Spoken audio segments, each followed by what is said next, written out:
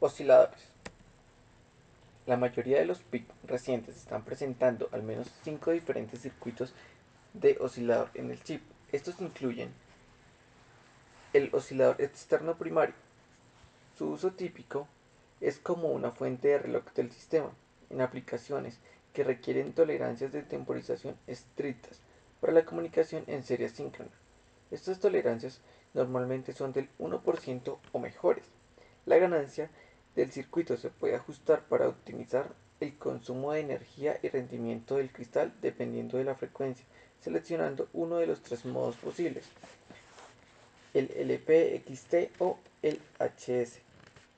El cristal se conecta como se muestra en la figura.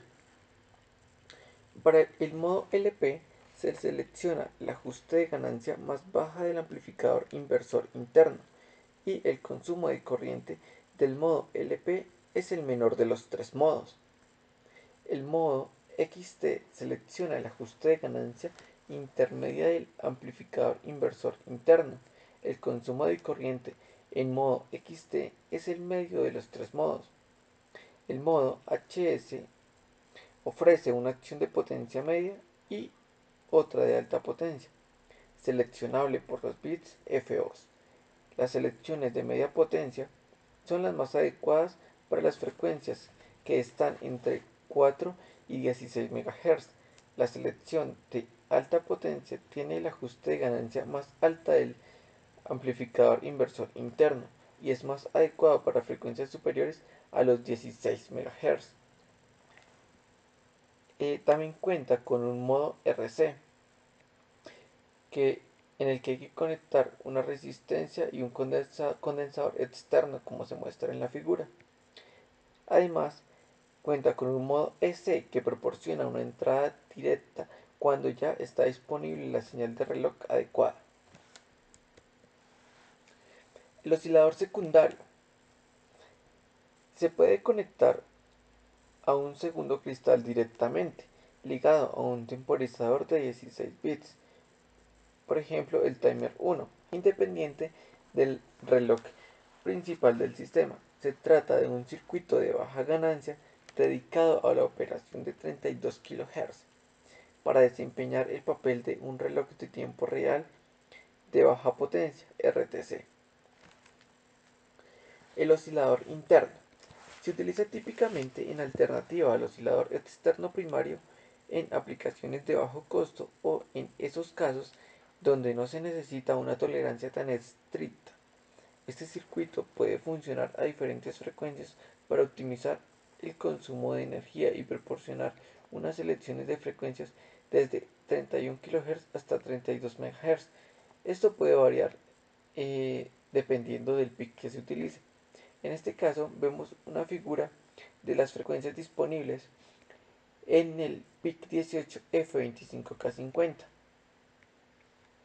El oscilador interno de baja potencia. Se trata de un oscilador de baja potencia que tiene relativamente una muy baja exactitud. Y el oscilador ADC. Se trata de un oscilador interno de baja potencia de frecuencia fija que se dedica al uso exclusivo del módulo convertidor analógico a digital y permite que funcione mientras el resto del microcontrolador está en modo de suspensión. Acá podemos observar un diagrama de bloques simplificado en donde se puede observar los diferentes osciladores que se pueden utilizar. Como podemos observar, cuenta con una opción de PLL disponible en algunos PIC para ampliar el rango de frecuencias disponibles.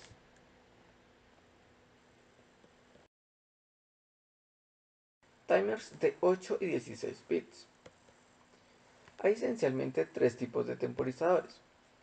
Uno son los temporizadores numerados impares, como el timer 1, el timer 3, el timer 5. Son estructuras de 16 bits, ligeramente más avanzadas que pueden operar en combinación con el módulo SOS del oscilador, así como integrar con la función Capture and Compare.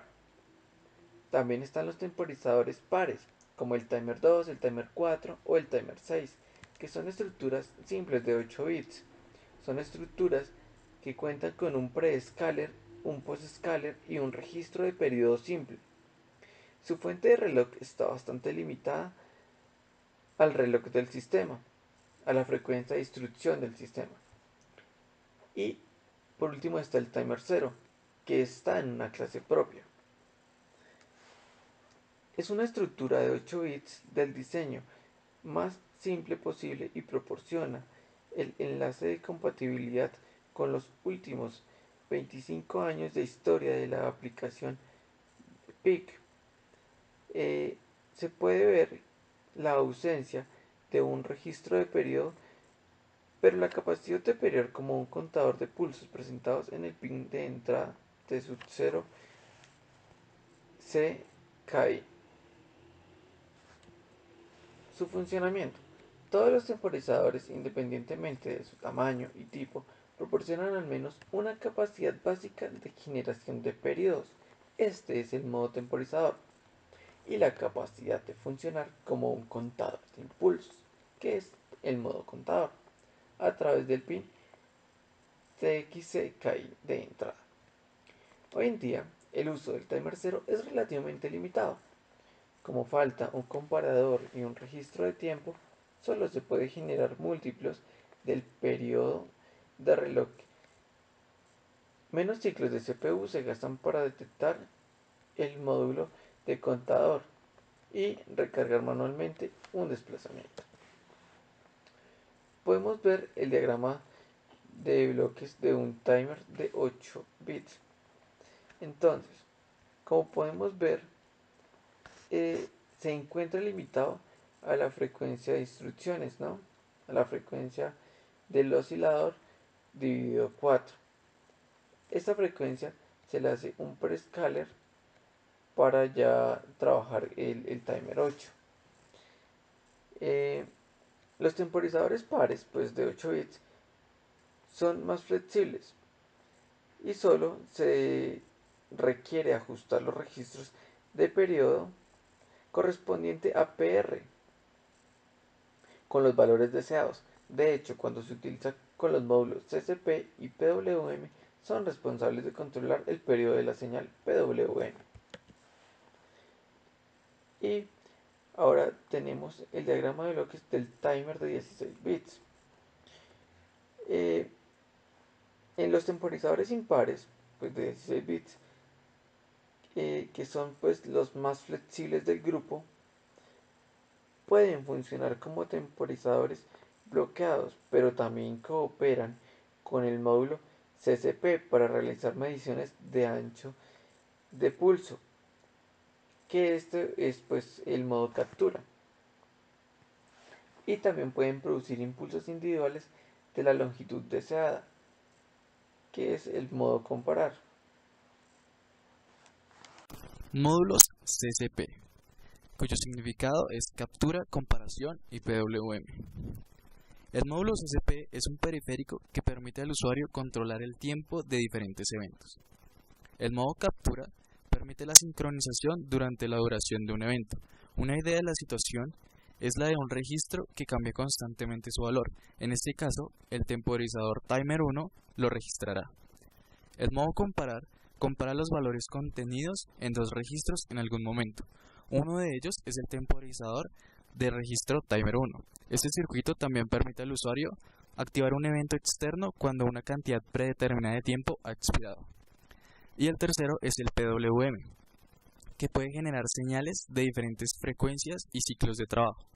El microcontrolador PIC18F25K50 tiene dos de tales módulos, el CCP1 y el CCP2. Ambos son idénticos en modo normal, con la excepción de las características mejoradas en PWM disponibles solo en el CCP1. El módulo CCP1 es un circuito de registro de 16 bits. Como podemos observar en esta gráfica, es necesario dividirlo en dos de 8 bits. Uno de ellos es el registro CCP-R1H y CCP-R1L. Estos se utilizan para capturar o comparar con el número binario almacenado en el registro del temporizador timer 1, que a su vez también está conformado por 16 bits y es necesario también dividirlo en 8 bits. El CCP1 en modo de captura. En este modo, el temporizador de registro timer 1, que consiste, como habíamos mencionado anteriormente, en timer R1H y timer R1L, se copia en el registro CCP1. Las siguientes situaciones se pueden evidenciar para preescalizar estos bits. Una de ellas es que se obtenga solo en cada flanco de bajada. En este caso, en el pin RC2 y CCP1 vemos la relación 1 a 0. En el flanco de subida, 0 a 1. Una tercera comparación que se da cuando se da el cuarto borde ascendente y una cuarta cuando se da el 16avo borde ascendente. La combinación de los 4 bits CCP1M y al CCP1M0, como podemos observar en la gráfica en la parte de abajo, nos permiten determinar estos tipos de preescalizados. Como observas, está la relación 1 a 1, 1 a 4 y 1 a 16 que mencioné anteriormente. El registro de control determina cuál de estos eventos se desencadenará en la transferencia de datos de 16 bits. Además, las siguientes condiciones deben cumplirse necesariamente. Que el pin RC2, es decir CCP1, debe estar configurado como entrada y el módulo timer 1 debe funcionar como temporizador o contador sincrónico. Como observamos esta imagen que fue tomada del datasheet del PIC24F25K50, podemos observar que el registro CCP1M posee 4 bits, los bits menos significativos. En este caso, debemos observar que dependiendo del código que le ingresemos a estos bits, estamos seleccionando si estamos en modo captura, comparación o PWM. Es necesario, ya que estamos utilizando el timer 1, tener una serie de precauciones para no generar interrupciones indeseadas en algún momento de nuestro proyecto. Para este caso se puede utilizar el siguiente código que podemos observar acá. El CCP1 en modo de comparación. En este modo, el valor en el registro CCP1 se compara constantemente con el valor en el registro del temporizador timer 1. Cuando se produce una coincidencia, el estado lógico del pin RC2, el mismo CCP1, de la salida puede cambiar, lo que depende del estado de los bits en el registro del control CCP1M al CCP1M0. Se ajustará al mismo tiempo a la CCP1F, que es la bandera de bit. Para el módulo CCP1, la configuración para operar este modo debe cumplirse en dos condiciones.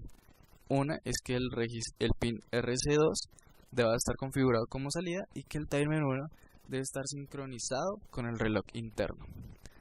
Aquí podemos observar una gráfica donde podemos ver que se realiza una comparación entre el registro que se encuentra en el timer 1 y el registro que se encuentra en el timer, en el CCP-R1. Y luego se hace una comparación dependiendo de qué tipo de modo hayamos seleccionado y obtenemos una salida en el pin RC2. El CCP1 en modo PWM. En el modo PWM, los pines CCP, cualquiera que sea, producen un PWM a la salida de hasta 16 bits de resolución. La señal PWM de salida está a una frecuencia o un tiempo base, es decir, un periodo, y un tiempo de señal que permanece en un determinado ciclo.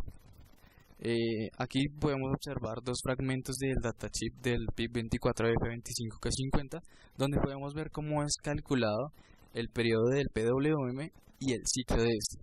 Es muy importante observar que el registro PR2 nos determina básicamente cuál va a ser el periodo del PWM. Aquí observamos una gráfica donde podemos evidenciar cómo es el funcionamiento del PWM. Observamos que se compara el registro PR2 con el timer 2. Esto básicamente, como mencioné anteriormente, es para determinar el periodo del PWM. Y por otro lado, el timer 2 nos permite determinar el ciclo útil. Módulos CWG, que significa generador complementario de forma de onda. El CWG o generador complementario de forma de onda produce una forma de onda complementaria con un retardo de banda muerta entre una sección de fuentes de entrada. El módulo CWG tiene las siguientes características. Selecciona una de las fuentes de reloj de la bandera muerta. Selección de fuentes de entrada, habilitación de salidas, control de polaridad de salidas, control de banda muerta con independencia de 6 bits en flanco ascendente o flanco descendente de la bandera muerta, control de autoapagado con las siguientes características: sección de apagado de fuentes, habilitación de autorreinicio y un pin de control de la anulación del apagado automático. El CWG requiere la instalación de 5 secciones: entrada, el reloj, la bandera muerta, apagar y control de salida. Como observamos en este gráfico, la configuración de estas 4 mencionadas anteriormente nos permiten hacer uso de este generador complementario de forma de onda.